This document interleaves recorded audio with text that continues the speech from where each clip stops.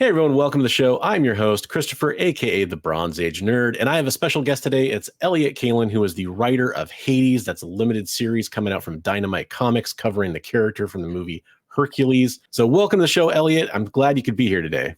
Thank you so much for having me. I really appreciate it, and I'm happy to talk about Hades and his world and the book and all things that will get people to buy it. Nice. So one way I like to start out talking interviews with creators is to take a step way back to the beginning. I think it's important with somebody like you who's had kind of an interesting career. I think we should talk about, maybe kind of let people know who you are a little bit, some of your background and where you've come from professionally. So could you tell people a little bit about your career outside of comic books and maybe stop short of about where we get into comic books, and we can touch on that a little bit later? You got it. I'll do everything. I'll cut out comic books and remove that piece of the pie, and I'll just talk about the rest of the pie. Nice. Most of my career has been in television and in podcasting, comedy in general. Let's say comedy in general. But I started out I went to college for screenwriting and was in a sketch comedy duo then. And right out of college, I interned at The Daily Show with Jon Stewart and was very lucky to work there for the next 13 years, not as an intern the entire time, but moving up the ranks, eventually becoming a writer, eventually becoming the head writer of the show for Jon Stewart's last year and a half. And that was a very exciting, informative time in my life that I'll never have again, being a young man learning the ropes of television comedy. When Jon Stewart left, I decided to leave also. I was pretty burnt out on topical comedy and luckily went from working there, which was one of the two shows I most wanted to work on. I've been a fan of that show since I was a teenager. And so if people ask me, what show would you want to work on? I'd say The Daily Show, or I'd say, even before The Daily Show, I'd say Mystery Science Theater 3000. And so I was very lucky and was able to follow up that job by being the head writer for the two Netflix seasons of Mystery Science Theater 3000, which was, what a dream. That's the show I wanted to work on more than any other. I love it so much. I've been a movie fan all my life and a bad movie fan. And I love just like what a joke delivery system it is. And so I worked on that show for 2 years and it was really exciting. And since then I have continued on in television. The last couple of years I spent writing on a show called Housebroken, which is a Fox primetime animated series about a dog that runs a therapy group for other pets. And I worked on a sketch show for kids called The Who Was Show that's on Netflix. That is a really great show. We only got to do one season, but because it's Netflix, it's still up. So kids are constantly coming out of the woodwork and asking me about that show. And they say, when's the next season going to be? And I have to break it to them that unfortunately there's just the one season. At the same time that I was working as a comedy writer for television, I've been a podcaster for a long, long time. And so since 2008 or so, I've been the co-host of a podcast called The Flophouse, which is a podcast about bad movies. And that is with my two friends, Dan McCoy and Stewart Wellington. And we've been doing that for a long time. They started it in 2007 and I joined them a few months in. And so we've been doing that for a long time. We've really aged a lot and terribly in the time that that we've been doing that show. And I've done a lot of other podcasts at the same time. I did a podcast called The Who Was Podcast, which was a quiz show for kids about history. Oh, cool. I did a couple of podcasts with John Hodgman about different old British TV shows.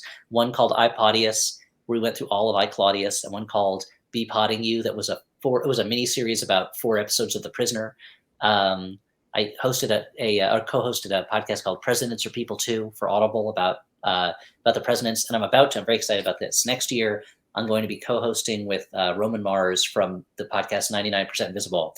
We're going to be doing a year-long monthly show about the book The Power Broker, Robert Caro's amazing biography of Robert Moses that is one of my favorite books of all time. And I read it 20 years ago, and I've always wanted to reread it, but it's 1,100 pages long.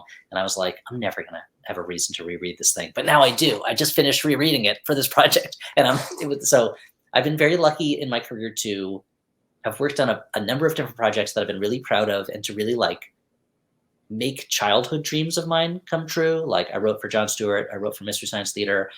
We'll talk about my comic book work, but I've written SpiderMan stories, and if I can work for Looney Tunes and the Marx Brothers, I'll basically have gotten everything, and Godzilla, then I'll basically have gotten everything that I wanted when I was a child, and I'll have to come up with new dreams to reach for. Well, one of those is going to be very difficult, I think. But yeah, but hey, you never know. The Marx Brothers have not done a lot of work lately. No, they've been pretty quiet. They've been pretty quiet since they died almost 50 years ago. So. I hear that comeback's going to be epic, though. Oh yeah, well, it's going to be amazing once we can revive them, and then revive them in a way so that they're quick. They're quick moving zombies, not slow moving zombies. I think it'll be. The physical comedy. I mean, it'll be perfect. No, and I mean that's just a really cool. I mean, you've led a very cool life. Let's put it that way. And especially, thank you. I'm 41. I think we're kind of a similar age. Anybody in this age bracket, tell me you didn't watch The Daily Show. Tell me you didn't watch Mystery Science Theater 3000. I mean, MST3K has essentially become a verb in my day-to-day life, or like if I watch a bad movie or something like that. So you've had a really awesome and wonderful career. So it's really an honor to get a chance to talk to you. Oh, thanks very much. I've been so lucky. I mean, the thing I'm most grateful for is that I've been able to make a living and support a family on jokes, which is objectively a dumb thing to be able to do. But I'm very lucky. Oh, and the last thing I should mention one more thing. Oh, while I'm doing all my credits, I have a couple of children's pictures books. Oh, cool. Children's pictures that I wrote. One called Horse Meets Dog and one called Sharko and Hippo. And there's going to be another one called Sadie Mouse Wrecks the House coming out someday. It's being drawn right now. And I'm working on an academic book about how to write jokes called Joke Farming for the University of Chicago Press. So that's okay. Now in total, I've said all the things that I've done that I'm proud of. But I'm very lucky and very fortunate, in what I've been able to do in my career. And my personal life too. I love my family, but we'll talk about my career. We need to talk about it. Well, let's mix up those two things for one quick little second. So my daughter just turned 5 a couple months ago. You did a couple, children's picture books in that age bracket. Should I check those ones out for her? Or are we talking a different age bracket? Oh no, I would say so. They're very much in that 4 to 6 range would be ideal. Cool. 8 is probably the oldest for them, and 3 or 4 is probably the youngest, but very much in that. I have my older son is about to turn 10, and my younger son just turned 5 a couple months ago also. And the older one, he's like, write a chapter book for me. Write me a chapter book. And I'm like, and I started, he's like, write me a book about baseball, because that's all he cares about. So I started on that, but the younger one still likes the picture books I've done. So yeah, I would say check them out, take them out from your local library, or buy them, people who are watching, but if you don't want to buy them, at least check them out for your library. I think hopefully she'll enjoy them. I hope she does. Yeah, we're always looking for a book to break us from the cycle of read this for the 1,000th time in the last 2 weeks. So we're always looking for the next one of those, right? It's so exciting when you get a new one and you're like, oh, this is great, and then seeing it become the new favorite, where you're like, oh, I liked this. Now Settle in. This is The best advice is just don't do any crazy voices for any of the characters right off the bat until you kind of know how it's going to go, because you're going to be locked into that forever. Oh, sure. So we talked about some really cool stuff, and it is a very cool and interesting career path that you've had, and following some of those things. And I think comedy is the through line there, which is going to come into play here a little bit. But we're here, to talk about comic books, and I think it's really interesting when you see people who come from slightly different backgrounds, other than straight through writing or straight through comic books, and I mean writing as in prose or something like that. Mm-hmm. And then they end up writing comic books, and especially I think in the comedic sense, or sometimes in the horror sense with some horror writers, it can really bring some fresh energy to comics. So I really want to talk to you a little bit about comic books, and I think the best place to start there again is sort of the beginning. So what's your earliest memory of a comic book, and first comic book you read, or maybe first comic book you bought? Do you have any memories of that time? For sure. It's hard for me to remember the very first comic book I ever read, but I'm sure it was an Archie comic. Like when I was younger, we had so many Archie comics in the house, and so many of those double digests that you buy at the shopping market, like at a supermarket checkout lane and stuff like that. And for some reason, I had it in my head I was intrigued by superhero comics, but I assumed they were way too violent for me. I would say those are too violent for me. And in my mind, it was like they were ripping each other's eyes out, or that like Superman would punch his fist straight through someone's body or through their head or something like that. And I remember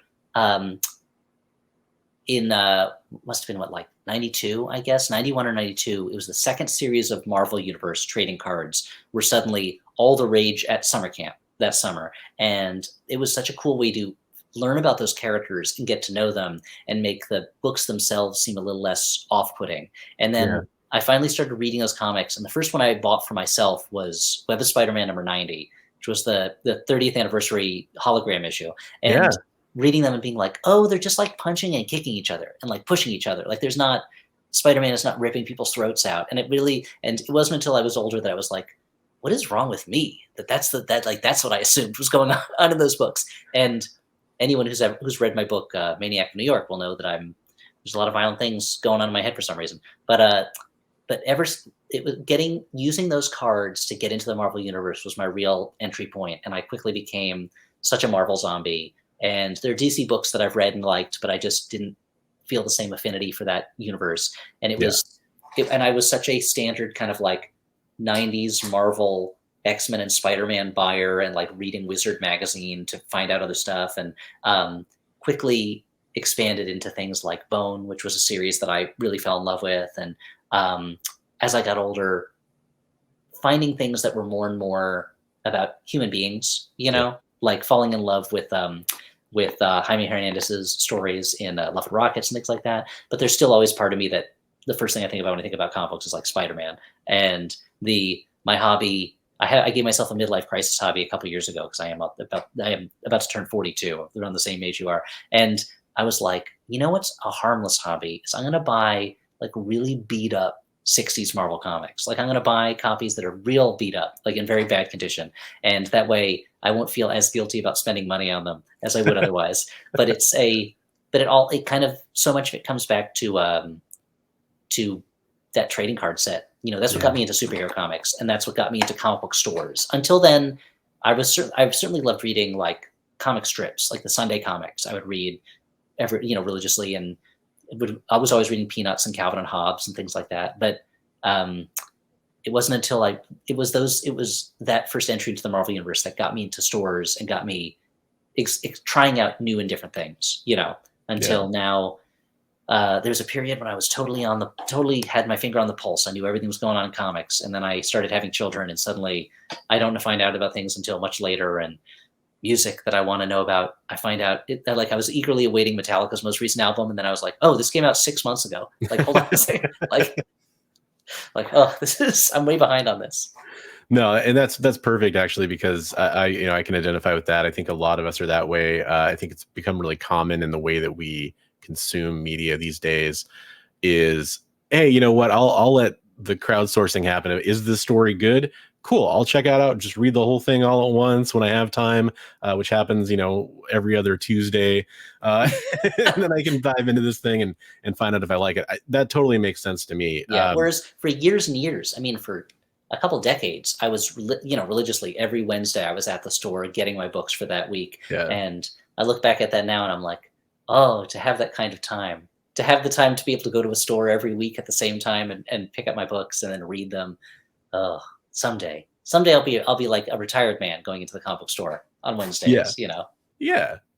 No, there you go. And what you talking about, reading the Archie comic books, then picking up Spider-Man, and then you mentioned some really classic works in there as well. One thing I always wonder about when I was a kid reading comic books, I always identified, when I was very young, I identified with the art in comic books, and that was more important to me. And I hit a certain age where, and I think the 90s actually played a big part in this, because there was a lot of art first books that the art was really the selling point, maybe not as much the story. And as somebody who liked to read and liked to write a lot myself, just kind of for my own enjoyment, I ended up gravitating towards writers more than art. It's nice when they're both fantastic. When you were, thinking about the first few years you were reading, maybe the first 5 years you were reading or something like that, did you pay attention to the writing more? Did you pay attention to the art more? Like, did you have kind of an evolution there, or was it always about the writing, always about the art, always about both? How did you approach that? It's a good question. I don't know that I really thought about it too specifically at the time. I definitely Yeah. overall, I think when I was younger, I was more immediately attracted to the art, but also to like the core concepts of the characters and things like Yeah. that. So which I get, which is, a part of the writing. Um, and certainly now I'm more likely to follow specific writers than I am specific artists. There's a few artists I'll buy almost anything. Like I'll buy almost anything that Walt Simonson's doing. I'll buy almost anything that Mike Allred is doing. But usually it's the writers I go with, and I think that that is what I started to gravitate more. And certainly as I got older, I started really being turned off by flashier art and Mhm. really like I remember when I was younger, one of the things that kept me from getting into some of the like Vertigo books that DC was putting out was that the art seemed very plain to me. Like it seemed very basic. Yeah. And now I love it. If it's legible, it's coherent. I can tell what the storytelling is from panel to panel. It's amazing. I don't need good angles or anything like that. And that kind of more basic art started to appeal to me much more the older I got. Certainly, though, when I was first getting into it, I was buying up all sorts of, back issues of X Force, because I couldn't get enough of Rob Liefeld's art at first. And Sure. now, and I reread those books not too long ago, and I was like, what? I can't even tell what's happening from page to Yeah. page. So I think I think that was a relatively short part of my comics reading career was when the art was really getting at me. But again, there are artists whose work is, indelible to me. Like I'll never forget it, and it means that much. And when the art and the writing are both working well, then Yeah. it's the best thing. But at Absolutely. this point I will read a well written book with kind of lesser art more readily than I will a beautiful book where the writing doesn't make any sense. Although Yeah. now that I say that, you know what? Maybe I would. Maybe if it's really good art, maybe Yeah. I would. Yeah, if it's oh, who do I even like now? Who's an artist? I can't. I don't even. I'm at the age now also where I don't remember the names of the creators that I like anymore. Yeah. No, it's all good. I mean, it's one of those things too where it is the unique medium where the art can also be storytelling. That's actually it's not true. There are other mediums like that, but the artist has maybe a little more storytelling influence than some other types of media, at least. Yes, I So will. Oh, yeah. so I will say that like everyone, I love a lot of Alan Moore's work, Mhm. but and I was a real diehard America's Best Comics reader when those books were coming out. But there's that storyline where he's taking Promethea through every level of the the tree of the Kabbalah or something like that. And if it wasn't J.H. Williams doing the art in those books, I think I might have then I might have dropped it. I would have been like, oh, these books are beautiful, so I'm going to keep buying them. But I don't really need to know every step of the tree of magic here. This is or what this ladder of magic. I remember layouts from that storyline, but I don't remember any of the things that Alan Moore was trying to teach the reader about magic. So Yeah. that's either the exception that proves the rule or an outlier. I don't know. Well, and I think you've named some. My next question was going to be, for the writing, and again, especially since you are a writer, and we talked a little bit about some art too. Are there any writers specifically when it comes to comic books? I guess it could be novelists or something too as well, that really stuck out to you as maybe heroes, maybe inspirational, and as far as what you aspired to be them, something like that. But were there any that you think have kind of created a foundation on your writing style as it is today? Certainly, it'd be hard for me to. I feel like the writers that have become a big influence have sunk in so far that it's kind of hard for me to take it out. There's still a part of me that is probably incredibly influenced still by like Stan Lee's writing. Mhm. Like I read so much of that work when it was being republished, and have in the years since have read so much of it as it more and more of it is available online and on Marvel Unlimited and things like that. But also probably say like J.M. DeMatteis, I think was an artist that probably had a big influence on me. I've always loved his work and the way that he could tie kind of everyday things and very big kind of scope or magical ideas. That's something that I always enjoyed. Or like someone like Keith Giffen, who just passed away not too long ago. Like the way the two of them used humor in their Justice League run and things like that. Yeah. Or the I think writers who were able to combine real stories and real kind of like character stakes with humor, I think have been a big influence. I'm trying to think or even just the way that like the way Kurt Busiek writes, or Busiek, I've never been able to pronounce his name correctly, Busiek I think is what I've heard the most, but it's Busiek. Yeah, I don't know, and I've met the man, and I should have asked. but the way that he, in his work in, I remember when Marvels came out, and it was just like it seems like such an amazing piece of work, and his work on Astro City especially, where it is treating every character like a character, taking no one who appears in a panel seems to be taken for granted, and always thinking, what's the angle on this? Like, what's the way of telling this story that feels different or new or brings some emotional tone to it? I think that was it. That his work has been a very big influence on me. And on top of that, there's like the people like Alan Moore and Neil Gaiman and people like that who just kind of are so good at the literal kind of like use of words, to put things together. Yeah. And I have to mention Jim Starlin also, just because in his work, especially his work with Adam Warlock and his work with Thanos, it's like, how can I take this type of character and make it personal? How can I take these things that are, especially with his work, working on a cosmic scope of universes being destroyed and godlike characters, and how do I make it clear that this is me expressing something about how I see the world and how I'm experiencing life and how I'm kind of investigating reality. And I got a chance to meet him at San Diego last year, I guess it was. And I was or was it this year? It was last year. I didn't get to go this year.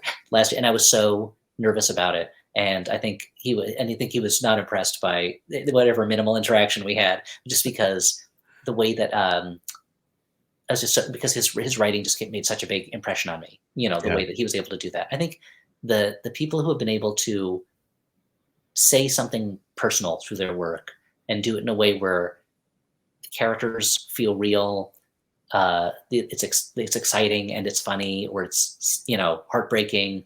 Like, those are the things that really, I think, that have sunk in. And I think I wish that I had, there's part of me that wishes, the grass is always greener. There's so many things in my career where I'm like, but now I wish I'd really done that thing, but I feel like my comic writing skills are getting better all the time and are, I think, good.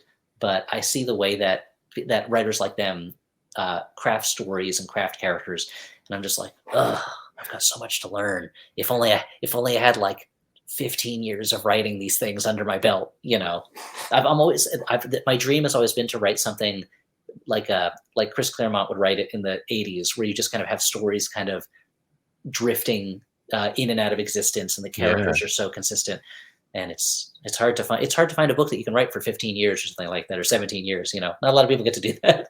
Right. Yeah. That's the real rub these days, is that's almost outside of independent, creator owned and written titles. That's pretty rare feat these days. Mm-hmm. Oh, wait, one more. Sorry, I apologize. This is no, go ahead, please. This is the longest answer you've ever gotten. I apologize. No.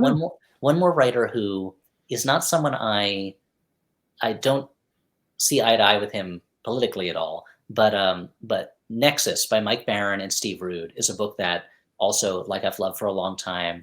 And the way that they created that world, and the way Mike Barron would use, he would just kind of drop funny phrases into his dialogue. And I just remember there's one storyline where there's a giant space laser called the Pencil, because it's this long, thin space laser. And this character is giving the command to fire it at something, and he goes, "Get the lead out." And then it fires and blows up a spaceship or something. And that the use of the phrase "get the lead out" as like a threat and an order, and also because it looks like a pencil, has always stuck with me. And I'm like, oh, if I can ever do anything at that perfect, Yeah, well, it hit on like a triple entendre there. That's perfect. Oh, yeah, that's one of those things where I'm like, did he think of that first and then build a story around it, or was it just kismet? I don't know.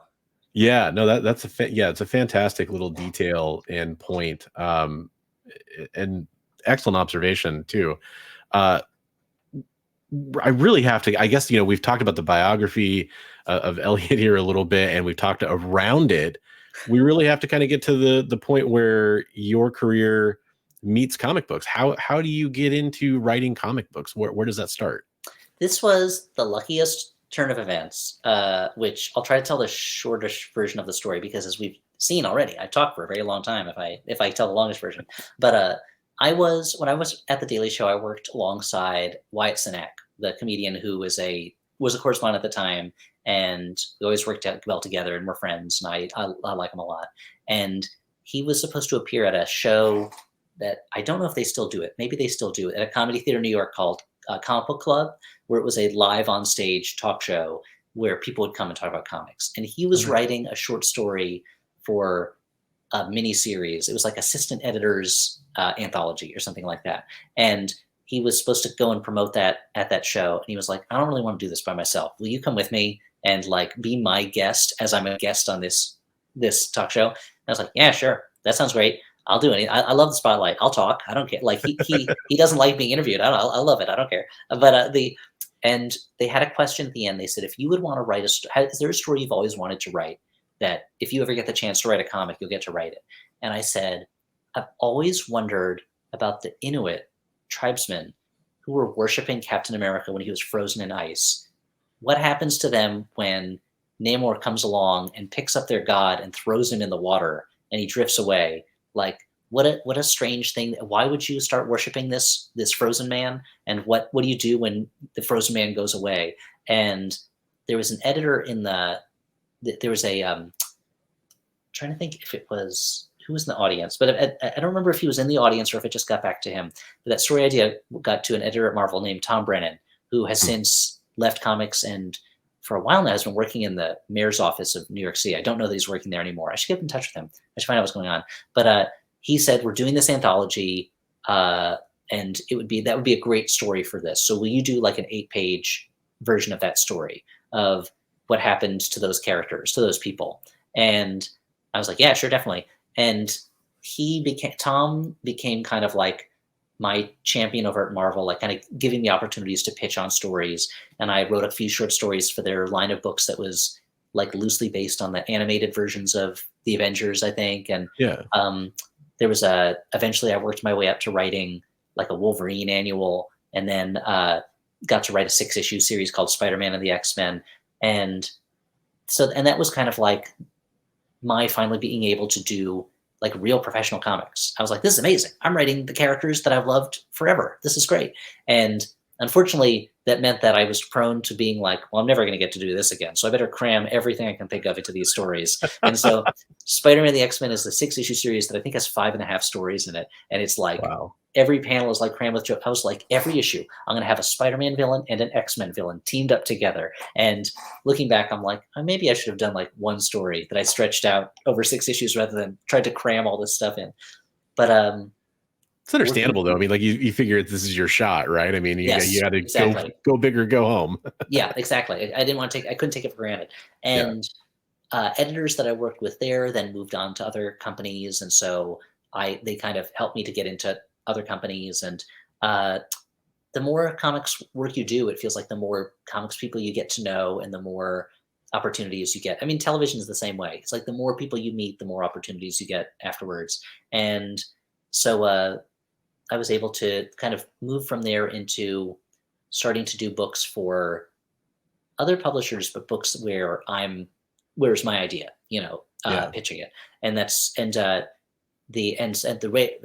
eventually ended up with me at Dynamite writing this Hades series and some other work for them that I don't know if I'm supposed to mention or not, but because my editor there, Nate Cosby, I can't remember now if we had worked together at Marvel or not, but we had worked together on, he had kind of volunteer edited some comic books that my podcast co-hosts and I wrote as charitable releases where we were raising money for charity. Cool. He reached out to me from Dynamite and said, would you like to write this Hades series? And I was like, yeah, definitely. I love that movie. I love Greek mythology. Like it's, he's the best character in the movie because he's a wisecracking mean person, and it was just really great. And I'm hoping that I'll do even more and more work for them because I've Awesome. working with Dynamite has been super easy, and working with the Disney people who oversee the comics has been great. Has been Right super on. easy also. Yeah, and I mean, I mentioned it a little bit at the beginning of the show, but they're knocking it out of the park with these adaptations from the licenses. Yeah. It's really been fun to watch. I think a lot of people are excited to see, where they're going next with some of these and what they can bring to the table. They're bringing in some talented people as well, so it's really showing on the quality level as well.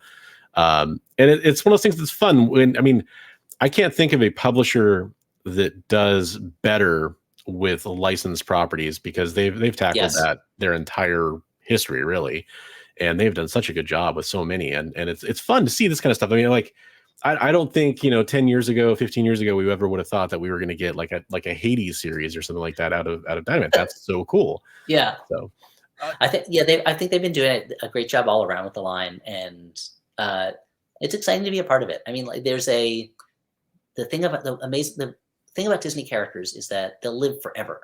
yeah, They'll be, and so just as with writing for Marvel, it was like, I know that I'm adding like one brick to this enormous edifice that, and Dan Slott builds a building, and, and Jonathan Hickman builds another building. And I'm like, I'll put this brick on, like, this is my part. And with Dynamite, it feels a little similar, but the exciting thing for me with Hades is that outside of the movie, there's not really other Hades stuff necessarily. There's the Hercules TV show, which I have not seen. And I asked them, I was like, should I watch it? Should I deal with the continuity from that? And they were like, don't worry about it. And I said, okay, good. Then I won't worry about it. But to be able to put even more of a stamp on this character, in the very least, in terms of writing another adventure for him when he's only really had the one storyline, is very exciting. yeah, And in theory, it can last a long time. My dream has always been to write something where many years in the future, someone can still pick it up and enjoy it. And so I'm hoping that that's the case with these, that someday they'll be, in Italy or something, they'll have a translated reprint of like, there's a Disney villains line in one book, and my name will get to be in the table of contents there or something. oh, that I mean, yeah, that is absolutely amazing. You mentioned a little bit about this, so talking about like looking at the I guess you'd call it the canon, if you will, for this, and what do you need to pay attention to. So it does make me wonder with you're coming into a licensed property and you're being asked to write the series. Is there a specific direction that they urge you to take? Are you kind of free to completely come up with your own story? And they kind of maybe chime in and say, hey, we have some notes here. Like, how did that process go from the outset? Were you kind of free to pitch your own idea, or did they have something in mind for you to write that was kind of a specific plot for this? They gave me a lot of freedom, considering this is a big company, and this is a character that like I said, could last a long, long time. I mean, the character has lasted a long time. He's a thousands of year Yeah, old mythological character. yeah, I was lucky with that. That Disney can't be like, we invented this, because it's like, the Greeks invented this, sir, but or madam. But yeah, Nate said to me, we're doing these miniseries. Would you like to do a 5-issue Hades miniseries? Pitch me a story. yeah, Come up with a story and pitch it to me. And I pitched this story of Hades is angry at the gods. He wants to get revenge. He finds out that the Golden Fleece will give him the power to transform things into other things, which is not an official power of the Golden Fleece. I'm kind of inventing that a little bit, but right, that he wants to steal it, and he's going to put together this team of real mythological characters as his like heist group, and to do it as a heist story where he's got Arachne as his breaking and entering, sneaking around tiny character, and Orpheus can put people to sleep with his music, and Icarus is the kind of thrill seeker who's dumb enough to do whatever you tell him, and the Minotaur is like the muscle, who's super tough. And they gave me a lot of freedom with. I pitched them that story, and they liked it, and they did have guidelines for how they wanted the characters to behave. There's certain hmm types of. They didn't want them to be too mean or brutal. There's certain types of language they didn't want them to use, but other than that, they really gave me a free hand with it. And I wanted to do something that fit the feeling of the original movie, that still had a little bit of my thumbprint on it, just in terms of the style or the kinds of jokes or things like that. But with something yeah, where if you read it right after watching the movie, you would be like, yeah, that makes sense. Like, yeah, this tracks, you know, nothing Right. where I wasn't looking to like radically reinvent Hades, you know, for a new generation or something like Yeah. that. The dark, Or gritty Hades. yeah, exactly, exactly. Not just because, for two reasons. One, because they've hired me to do this job and I want to do it in the way I've been hired to do it, which is to help steward these characters, but also because I don't want to read that book. I don't want to read the loud, like, whenever I think of dark comics, my mind goes to like Faust, Oh, the old sure. the series, and I'm like, I don't want to read that version of this. Like, I don't need to read, or even don't need to read the Alan Moore kind of like every character has a perverse hang up version Yeah. of this, you know. And so I wanted to write something that an adult might enjoy, but also a kid could enjoy, and that was funny. That was fun, like a fun adventure. And to me, like a kind of mythological heist seemed like such a fun concept to play with. And you have like characters betraying each other, and there's twists and turns. You know, the thing about heist movies is that they always have a plan. The plan always falls apart almost instantly. Like there's this movie called Gambit from the 60s with Michael Caine and Shirley MacLaine, where it's one of the few movies where the stars' names rhyme. And the movie is set up so beautifully because the first few minutes you're watching them kind of silently go through this heist and they pull it off perfectly, and you're like, oh, they did it. And then it cuts to cuts to Michael Caine. John McCain's not in it. It Totally cuts different to movie. yeah, totally different. Yeah, exactly. That's Wedding Crashers. It cuts to Michael Caine talking to somebody. He goes, and that's how we'll pull off the heist. And you realize that they didn't do it. He's just explaining his plan, and the rest of the movie is them screwing it up every step of the way. And so I wanted to kind of tap into that kind of feeling. And Dynamite and Disney both were super supportive, gave me that freedom. There were certain words that they didn't want me to use, and certain at one point I had Orpheus hitting on Arachne, and they were like, we're a little uncomfortable with this human man hitting on a half spider, half woman, half human woman. I'm like, that makes sense to me. That's fine. We don't need Checks that out. in there. Yeah, that checks out. And so they, and I think it came out really well. I'm really happy with how it came out. And Alessandro Rinaldi, who was doing the art, I hadn't worked with him before, and I was so excited with the way he was doing the layouts for it and some of the kind of like style iconography he was using. I think he took what I think was a funny script. I think he made it funnier with the way that he designed the characters and kind of animated them and had them performing and expressing. I love working with artists who can do really good facial expressions on their characters, and I think he does some really funny facial expressions in this one. Absolutely. And I can personally vouch for that, you know, to let my viewers know a little bit about this. So I was reading through the series, and I have it up on my monitor, and my daughter just kind of like comes over and she's, you know, I can tell she's curious about what I'm reading and kind of going along, and she starts laughing at just some of the expressions and some of the characterizations and stuff. So it is something that is right. It's going to be right in that wheelhouse if you're thinking about, sometimes comics are a little more limited in terms of what they can show versus the animation, especially that bombastic, you know, Disney style of animation. This totally captures that, and the art, it blew me away. Like it was very true to that style, and even kind of adding some I don't know the correct term for it, but sort of that like old magazine print kind of overlay over some of the character faces and stuff. Very cool style too when it comes to that. So really, really neat. And then it's funny as well. So I mean, you'd want that from a comic like this if you walked into it and it was just dry, or it was that Frank Miller's Hades or something like that. It would be a little weird. So I think you did it perfect on the tone. Thank you. That'd be a very weird book. I think Alessandro's done such a good job of the characters look like Disney characters, but they also look like a slightly different style, like bringing a different style to that. And I'm so happy that we got to work together on this. You know, I hope to do more with him in the future someday, you know. We can only hope and stay tuned that there may be more in the future. Yeah, I really hope people like it, because I'd love to do more with these characters. I was such a big fan of Greek myths when I was a kid, and I think getting into comics, it was that much easier because Greek myths, a lot of people say superheroes are modern gods, which is not true. I don't think that's true at all, or modern myths. But I do think the old myths were pre-modern superhero characters, like the way that they operated. Right. So I don't think superheroes hold the same place that the Greek gods played in society. But I think when you look at the Greek gods, you're like, this is basically like a shared universe of storytelling, and they have their continuity retroactive fixes, and they have their like their teams and stuff like that. And Yeah. so You can't look at DC and not say that's a pantheon. I mean, come on. Yes, that's true. That's very true. But you touched on two things that I think are important, and from the outside as comic readers, a lot of times we want to get a little bit into the see how the sausage is made, a little bit of the inside baseball if we've been reading for a while and you're interested in the art form. And you mentioned, working with your artist on this series. I know there's different styles between different writers and different artists. How do you view that working relationship with your artist? Are you somebody who is trying to paint every detail that's going to be on every panel and provide layouts? Are you somebody who wants the artist to take a little more liberty in bringing the story to their vision that you've written? How do you view that relationship as working? And is it something where there's a back and forth, or is it something that is sort of like, here's the pages, now do your work, or do you kind of have some input along the way? How have you worked that out in the past with other creators, and how do you feel like it is the best way to approach that?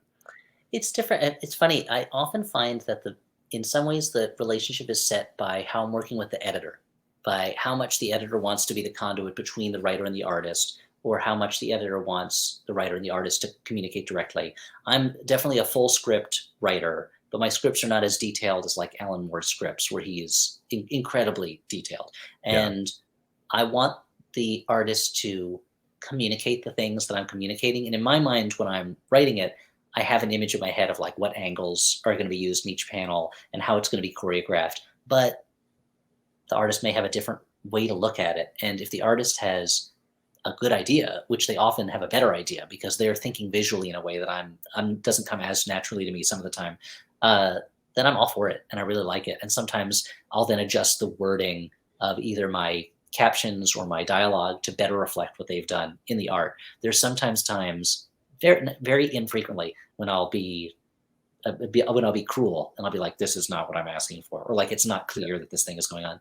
But maybe it's because I've been lucky to work with a lot of really good artists that I haven't had that very much at all. And the artist that I probably worked with the closest and the most regularly with is Andrea Moody, who I've been working with on Maniac of New York for a few years now. And I feel like he and I are so simpatico in the way we're thinking about it. And there will be times when it's really important to me that a page is laid out a specific way, and I'll be very precise about that. And there are other times when I'm like, this is how I'm describing it. If you have other ideas for ways that this character can cut people's heads off or like stab them, then go for it. Like that'll be, as long as it's getting across this information, that's all I need you to know. And otherwise just make it look really cool. And I found that I'll send him, once I wrote a story that was set in a school in the Bronx, and I was like, oh, I should send him like a photo reference of what I'm talking about, so he knows the kind of school I mean. And I found a photograph and I sent it to him, and he was like, oh, you mean like this? And he showed me he had already drawn the page, and the school he had drawn was almost completely the same as what I had sent him. But he was that it was. I was like, okay, so I don't need to tell him too much, And so I really like, the way I like to do is I write up a full script. I want to break it down into panels the way that I have in mind, but I'll say to the artist, like, this part's important to me. This part, feel free to play around with it if you have a better way of doing this. There's a section in I think it's the first issue of Hades, where Icarus is in like a drag race with a chariot gang. Like it's a Fast and the Furious type race between him and his wings and a gang, like a biker gang, but it's ancient Greek times, so they have chariots. And I kind of described what I wanted, but I was like, Alessandro, if you've got a way you think would be cool to do this, then go for it. Like, don't let me hold you back. And the way he laid it out, I really love. And it really gets across that idea of like this hard charging, Fast and Furious style race. And so nice. I'd really like to, I want to make I want to be able to harness and take advantage and make the most of the talents of the people I'm working with, because unless I have a really specific kind of mood or a piece of information or something that I need to communicate, then I want them to be able to kind of play with it and do what they think is going to be the most cool, because they're better than me at this. Like they know that stuff. I'm not a particularly good artist. And so I have my ideas, and I think maybe it comes from coming up through the ranks, working at a show at the Daily Show, where there wasn't even Jon Stewart was the overriding host who it was his ideas we were working off of, and he had the final say and did the final rewrite of the script. But along the way, you're picking from the brains of a number of different people. And so the idea that there's any single one person who has all the answers is impossible. And if you're working with other people, like, give them the opportunity to do what they do best and to do what makes them excited. And then you'll end up with the best work. And I feel like Hades is a real example of that, where there are times where I was like, I want it, at least as long as it's clear that they are in a labyrinth and they're kind of teleporting around, just one step ahead of the Minotaur, lay it out the way that you think is clearest. And then he does it. And I'm like, oh, this works so well. Like, I'm so glad I didn't try to dictate something to him that I wasn't going to be as good as what he did, Yeah. No. And the process is just something that I'm fascinated with. I talk to a lot of creators about this, especially on the writing side, because there is such a different approach. And you're mentioning the editorial conduit, which is obviously very important in that process as well.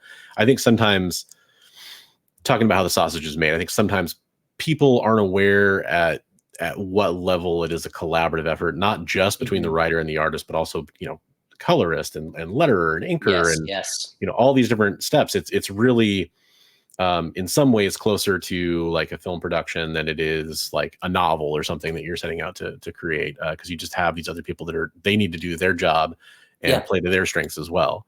And it helps to, I feel like I do my best job as a writer if I am willing to relinquish those pieces of control to them so that they can do their best jobs. Because unless I have, every now and then, like I said, I have a very set idea in my mind where I'm like, no, I want it to look like this. But more often it's like, I have my skills and they have their skills, and it's going to be a better piece of work all around if everyone has the freedom to use their skills to the best. Very much like that. I think to compare it to making a film or making a TV show is a fantastic parallel, because what you're doing there is you're trying to get a big group of people all excited about the same thing, so that they will bring the creativity and the energy to it that will make it the best piece of work. And the best way to not have them bring that level of creativity and energy is to be a jerk and tell them everything they have to do. Sometimes you have to do the opposite, and you have to say, like, that's too much, like, that's too much creativity.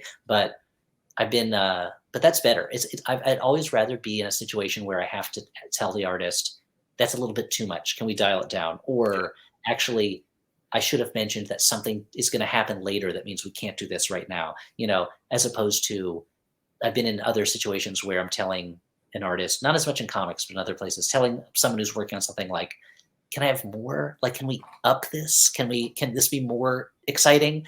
And I'd much rather tell someone, whoa, too much, than have to kind of drag someone to make it more, Yeah, it's a little easier to rein somebody in than to generate excitement within them. So.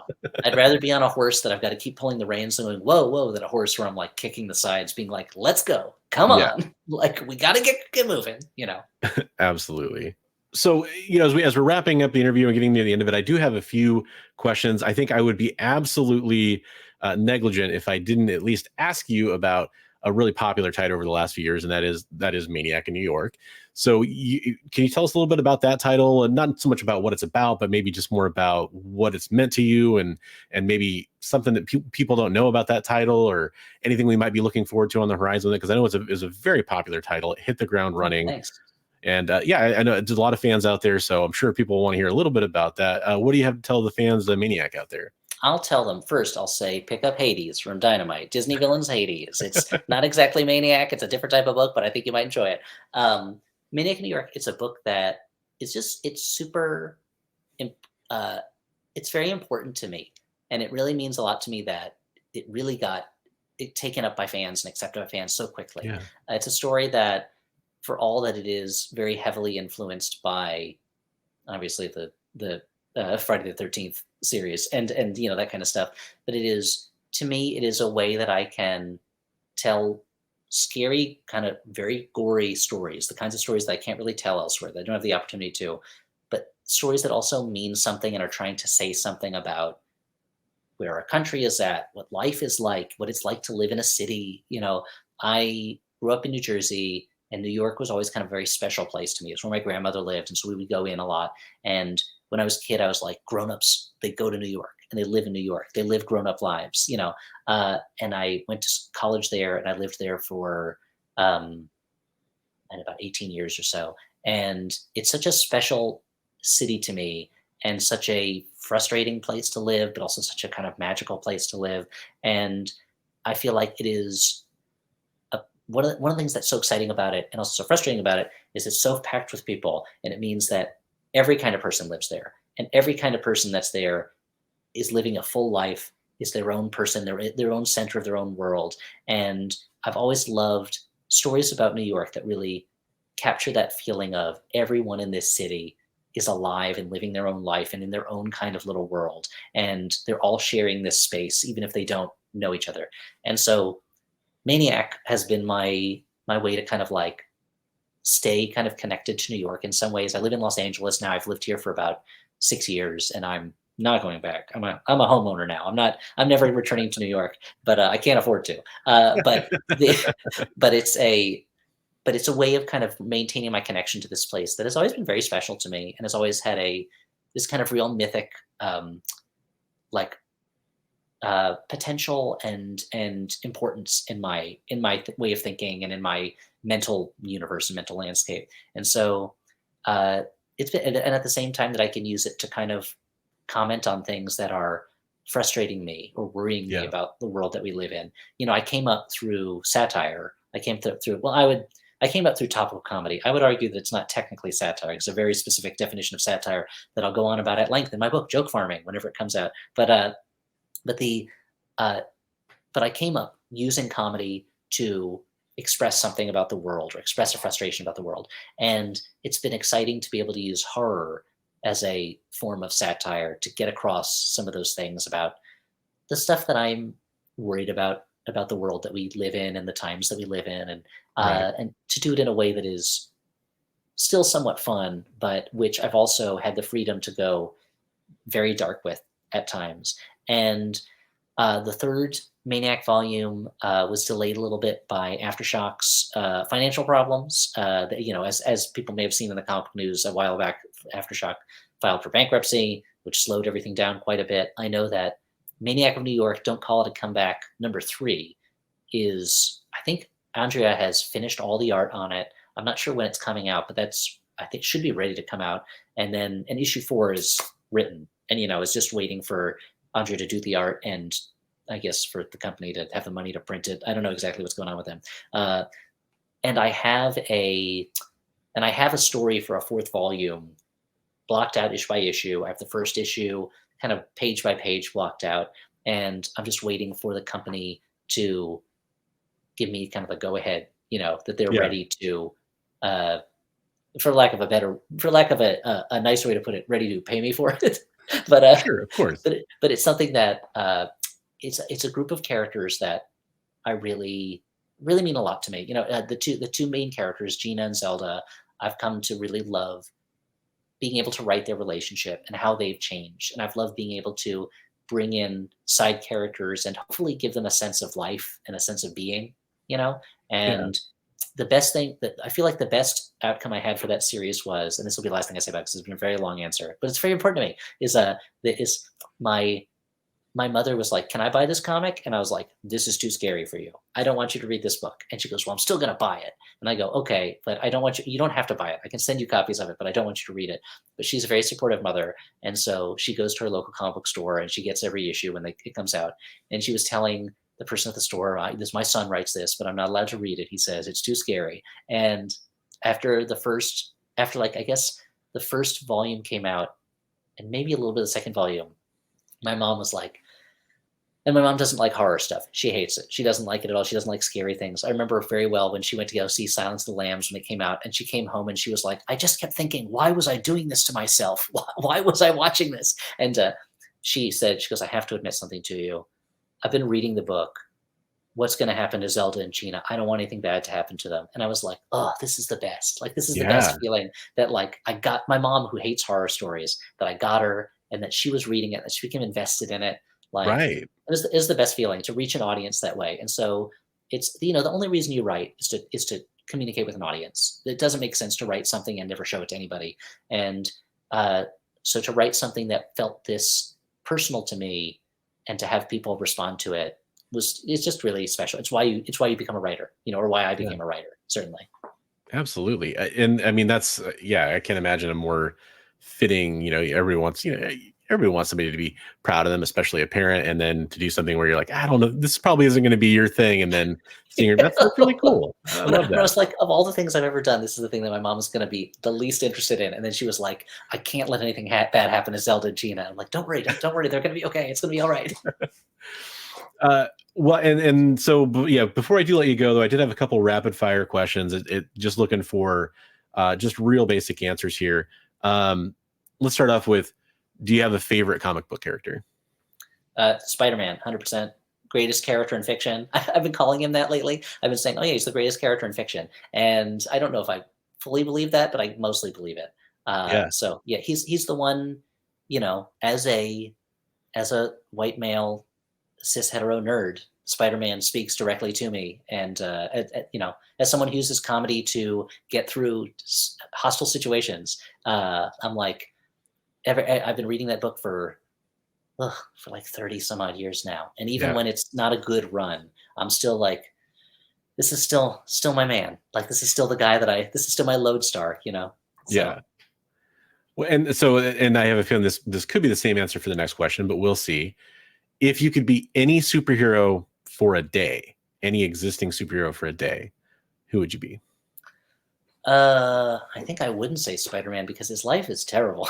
Like his people he loves are constantly dying. Like, it's horrible. True. I mean, but you're only in there for a day, so you could just do the highlight reels and get out if you want to. Just the fun part. I think maybe I'll have to go with my my second favorite superhero character, which is Adam Warlock, because he's a seeker after truth. He is constantly annoyed that other people are bothering him, but he is massively powerful. And I think it would be I have lived my life as a fairly weak person. And so to be in a position of cosmic strength, I think, and to have that sort of insight into my own soul that he has, I think would be very valuable to have for a day. Nice. Good answer. Thank you. Thanks. Yeah, no, that's cool. It's definitely not one that I would generally expect, like, your Superman or Spider-Man. A lot of other people tend to pick their favorite characters, but to have the power set, to have the abilities, to have the depth of a character, like, there's a lot of elements there, and that's a really cool answer. Oh, thanks. I feel like he's a character who is it's a very deep character. Yeah, and I've to be able to have that sort of that sort of probing sensitiveness to my own emotions. I would not have to go to therapy anymore. It would be amazing. Yeah, just for that one day. Go, right? It'd pay for itself. Absolutely. So you did mention that you have collected comic books at certain points in your life. You mentioned that you were kind of going back and getting some comic books, like the Marvel's books from the 60s. And I know you specifically said beat up old ones, and that's totally my vein too. Like, I don't go after the really high grade stuff from that era, but do you have like one comic book that means the most to you in your collection? Like, it's a character you love, sentimental reasons, you had it when you were a kid, or it's from your childhood. Is there one comic book, let's say you took care of the kids and all the other important stuff and the house is burning down, you got time to grab one comic book. Is there one in your collection it would be? Oh, that's a hard one. It probably one of these old Spider-Mans that I've gotten. This whole hobby started because I was like, I'm going to try to collect Ditko's run on Amazing Spider-Man in the most beat up copies that I can get, because nice. Otherwise I cannot afford it. And maybe one of those, or maybe also I recently picked up an okay condition copy of Fantastic Four Annual #3, the one where Reed and Sue get married. And when I got married, on the program that we put together for the wedding ceremony, I had 3 quotes on the back, and one of them was the panel where Reed and Sue are kissing, and Stan wrote, like, words can't do justice to the tenderness of a moment, so we're not even going to try. And maybe I'd go back for that, because it's something that has that personal resonance to me, Nice. But on the other hand, I think I might still have that Web of Spider-Man #90. I've given most of my comic books. I have long since. Every time I moved, I would have to donate thousands of these comics to usually to either prisons or juvenile detention facilities, places where people need something to read. Yeah, that makes sense. And I think I might still have that one. I might be like, let me get that one. It was my first. Like the first one I ever plunked down my own money for, you know? Absolutely. Absolutely. And that nostalgia is worth more than the actual monetary value of some of these things so many times. Oh, for sure. That's one of the reasons I've been enjoying getting real beat up Marvel copies is like the kids have written their names in it, you know, and stuff like Yeah. that. And I'm like, oh, I want to know who was this kid who had this cop? Like, how many hands does this pass through to get to me? Like the story of the life of this individual issue is written on it, sometimes literally. And that's almost more exciting to me than having like a mint copy that looks like it new. Because it's Yeah. like, I want it to feel like it's been read. Like I want it to feel like it's existed all this time, you know? For sure. No, I absolutely love, like, there's the prices written on the fronts, or I love all that stuff. And especially in that, you know, if you get to like a newer comic book, it's not as appealing, but it has a history to it, right? Like it Yeah. feels like a piece of the universe that's had real love put into it, or somebody's cared about it or read it 1,000 times. Yes. I still am a sucker for that. It goes right with the smell and all that stuff. You make a good point that like if I get a book from the 60s and some kid has written their name on it, I'm like, great. But if my sons take one of my books and write their names on it, I'll be like, what are you doing? Absolutely. Two more quick questions. One of which is, if you could write any title, you could, Hades is wrapping up, you get that call the following day, hey, we want you on this title as the writer for for at least a long engagement, right? Like at least a year plus run. What's the one title you're hoping that they say? This might be a weird choice, but I think I might say the Marvel character Sleepwalker, because I've wanted to do something. My dream would be to do a book in that universe that is a scary horror book. And I feel like that's a character with a lot of untapped potential. And I have a story that I would in mind that I think would be really cool to do with that character. That would be like a almost Stephen King type story, you know? And I feel like that's a character, the fact that he can move through dreams and the unconscious and stuff. I feel like it's never fully been tapped the way it could be. 100%. Very underutilized. Yeah. On the other hand, I mean, but if they said, we don't want to use Sleepwalker, we want you to write Spider-Man, I'd be like, yeah, I'll take it. I'll do that. You know, I've got my Spider-Man stories too. But I think either him or, I don't know, if I could this would never happen, if I could somehow finagle my way into the Hellboy universe. But again, those are, because I should have mentioned John Arcudi earlier when we were talking about writers, because his run on BPRD is one of my favorite runs of all time, and especially when he was writing it and Guy Davis was doing the art, it was such a magical book. It was a book that just seemed like it was hitting such a high level of quality every month, and in a way that I was like, surely they're going to run out of juice. There's no way. And then they destroyed America. They destroyed the world, and I was like, surely the book doesn't work anymore. But it worked even better. It was amazing. I was just there was a confidence in that book that was really inspiring. Right on. The last quick question is going to be about Hades. Thinking about, again, after the series wraps up and we're past the fifth and final issue. Disney Villains Hades from Dynamite. The first 4 issues are in stores now. 5th issue coming out in December. Go read it. Go check it out. Go pick up a copy or LCS. Yeah. And you get green light for a one shot, and it's Hades and one other character. Any character you could choose. Who would you want to insert into that book? It doesn't matter what property it's from. Oh, okay. So it doesn't have to be all Greek mythological characters, right? It doesn't even have to be a Disney-owned property. You know, it doesn't have to be a Marvel character, although probably a Marvel character with what we've learned about you, which is totally awesome. But yeah, now I have to pick something. Now I have to pick something totally outside the pale. No. Whatever you would have the most fun putting him alongside or up against. Oh man, that's a super tough question. You know what? This is going to be a weird answer, but I mentioned them earlier as people that I've always wanted to write for, and I'll never get the chance to. Is if I could do Hades versus the Marx Brothers as that one shot, I would love it. I think it would be so funny, and to have a character who is a funny character but is also very easily annoyed up against the 3 to 4. If we include Zeppo, I guess I would include Zeppo. You've got to, it's to have those characters like. Interacting, and the Marx Brothers are, I mean, I'll try to keep this short, but they are they're, if anything is at the same level of importance in my mind as like New York and SpiderMan, it's the Marx Brothers. And just, I think they're the funniest people who ever lived. And the idea of them in up, kind of interacting with Hades and the underworld and kind of dealing with that. Their biggest strength was taking someone who thought very highly of themselves and bringing them down. And to do that with the Lord of the Underworld is a very funny idea to me. So, okay, let me see if I can get, Harpo's son is still alive. I wonder if I can get, maybe I'll talk to Dynamite about getting the Marx Brothers license. I would love to do that. That would be really cool. Now I need to pitch this to Nate. Okay, thank you for asking me that question. This is my new dream now.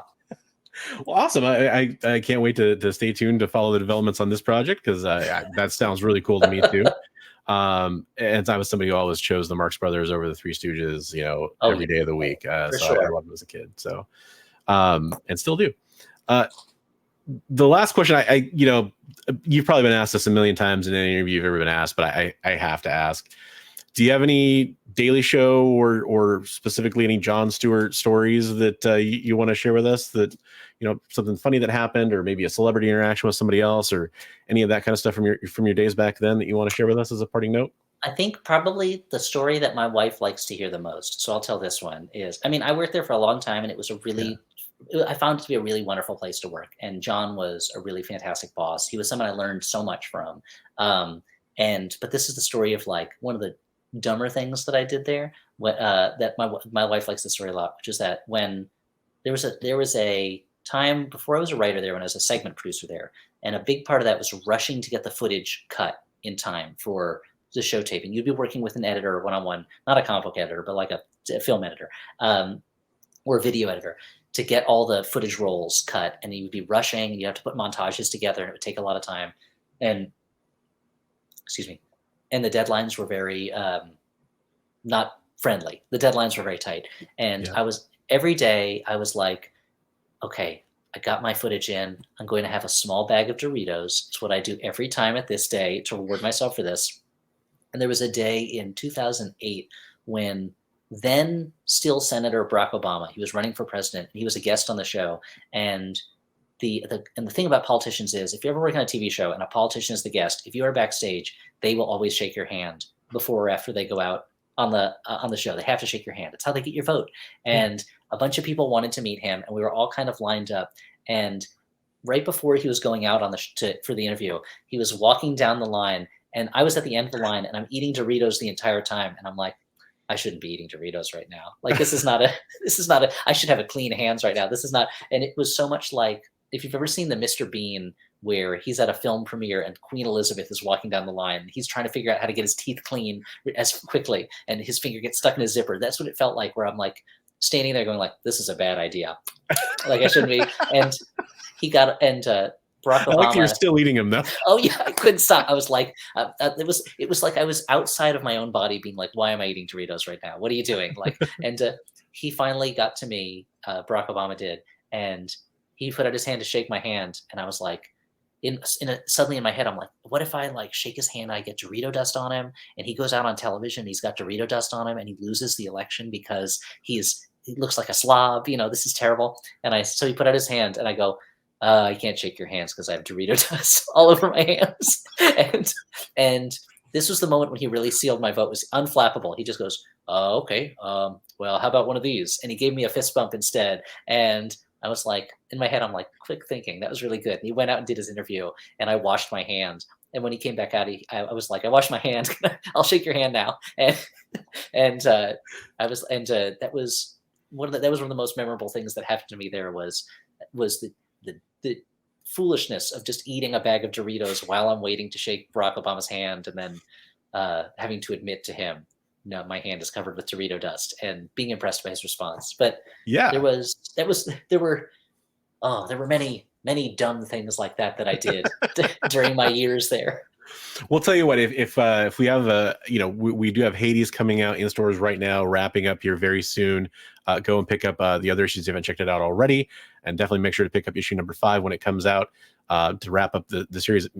Maybe we'll have another series coming soon that you can come back and tell us some other John Stewart stories. I sure hope so. Wink, wink, wink, wink, wink. Oh, those are the worst winks I've ever done. Yeah, I'd really have to. This was so much fun. Thanks so much for having me in today, and I've loved talking to you. So yeah, I would love to come back when perhaps Dynamite has other things for me to talk about.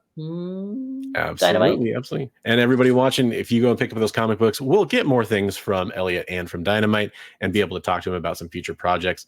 So go pick up Hades. It's in stores now, and you got the final issue coming out very soon. So make sure you wrap up that series and check out what it's all about.